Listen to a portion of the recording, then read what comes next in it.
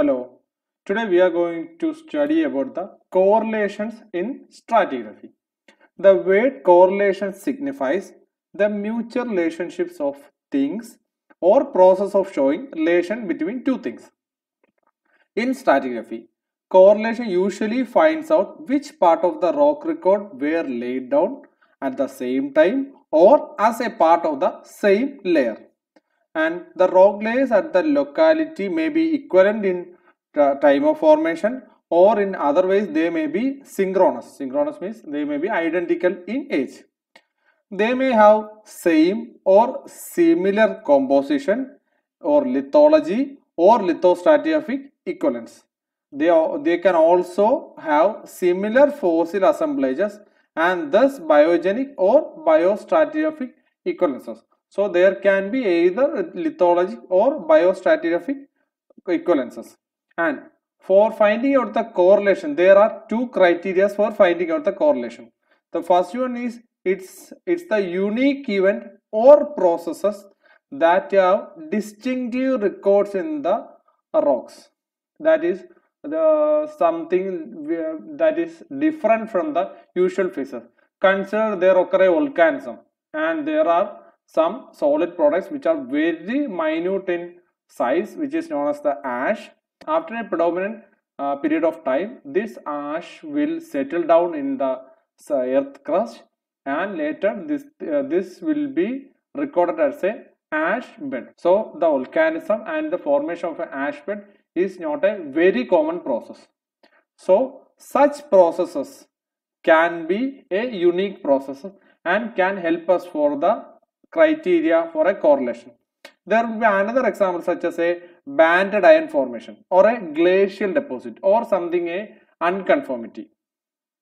And the second criteria for correlation is the observable trends of various sorts such as a orogenic evolution or a nuclear decay or even a paleomagnetism. These things, etc. Mainly there are two types of correlation. The first one is the correlation by physical or lithologic criteria. That is by studying the or comparing the or correlating the lithology, composition and the physical properties of two rocks. Or the rocks can be correlated by using the biologic criteria or by means of using the fossils. That is the paleontologic criteria.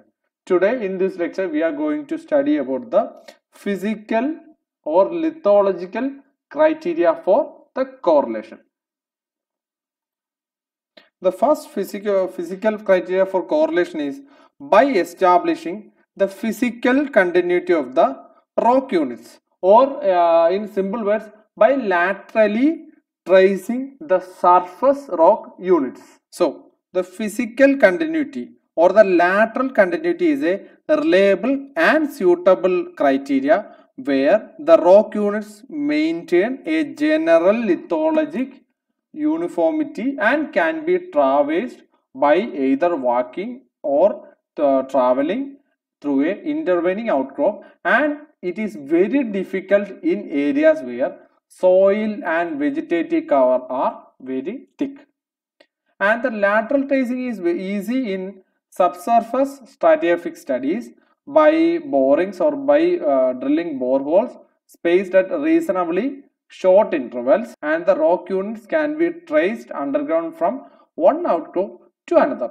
And the above mentioned method, that is by studying the lateral continuity by boring, has also got some limitations. The first limitation will be if it lacks a good outcrop to permit long distance correlation. Then this method is limited to sedimentary formation, so that this method is only applicable on the sedimentary basins, and the rock units may show either lateral variation or merge with others, so that the traversing the continuity will become difficult. And the last one will be the rock units may pitch or die out at short intervals. In such scenarios, establishing physical continuity of the rock units can become difficult. The second correlative method will be correlation by establishing physical identity or lithologic similarity. The lithologic characters such as composition, texture, color, amount of heavy minerals and composition of heavy mineral content, then the grain size, etc., may be used as a tool for identifying and correlating one bed from another. This method is particularly useful in correlating one bed to another bed whose continuity is being interrupted, and this is reliable only on local basis, and the correlation by lithologic similarity requires very caution. For example, the color is one of the most obvious character, and yet sometimes color may alter by weathering or by lateral variation. Lithologic similarity is an indication of similar genesis rather than an indication of the contemporaneity, so that the lithologic similarity cannot be exclusively used for correlation, since if two sandstone looks identical, they may be formed from the similar processes, but they may or may not be formed during the same time. So the next type of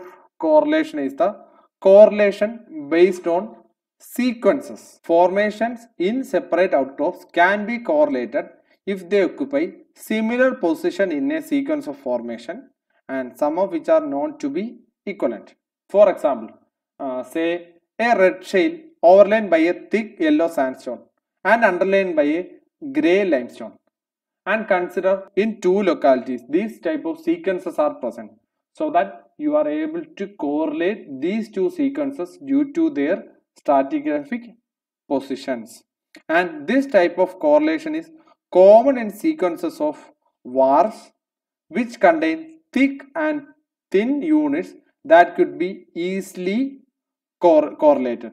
Wars are nothing but they are sediments deposited in a glaciated lake which contains layers of dark and white bands which representing winter and summer depositions. The next type of correlation is the correlation based on a key beds. A rock layer that can be easily correlated to wide areas is known as a key bed. It may be within a formation, into another, or traceable into different basins widely separated in space. The key bed is formed from a volcanic ash at the time of eruption. The volcanic dust enters the atmosphere and dissipates uniformly over wide areas, including any water bodies that is present within its range. On settling, the dust blankets everything beneath it. Such volcanic ash deposit, if present, can be easily distinguished and can be correlated. We will continue the remaining portion of the physical criteria for correlation in the next lecture. Thank you. If you have any doubt, please feel to contact me. Thank you.